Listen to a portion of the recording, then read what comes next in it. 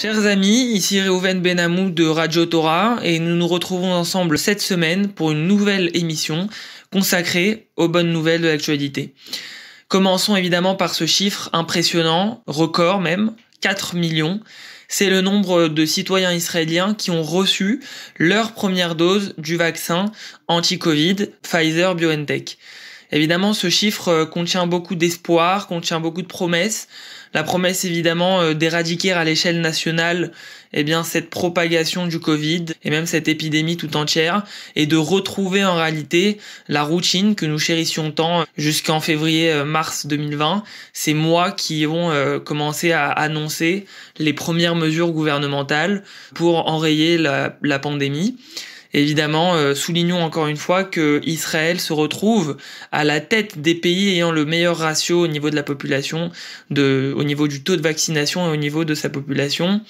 Et c'est évidemment un événement que nous marquons et que nous ne manquerons pas de suivre en espérant encore d'autres caps symboliques qui seront franchis dans les prochaines semaines.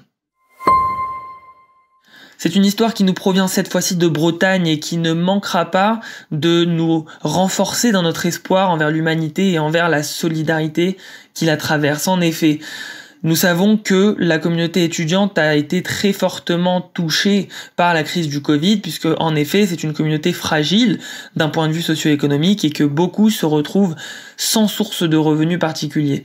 Et sensible à la crise que traverse actuellement la communauté des étudiants, l'université de Rennes 1 a fait un appel aux dons, un appel à la générosité du secteur agroalimentaire.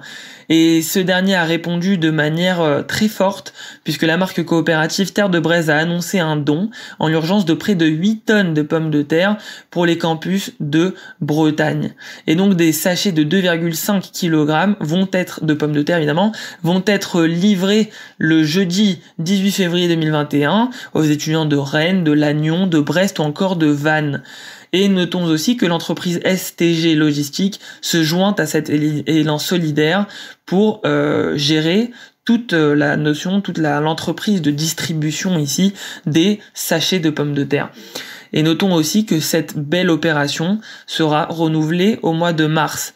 Cette initiative est touchante, elle est belle et nous espérons qu'elle ouvre la voie pour que ce type d'initiative qui proviennent à la fois des entreprises et de la société civile, cette initiative de générosité, d'altruisme, de solidarité, se reproduise dans la société civile, par les entreprises et tout simplement dans le monde entier.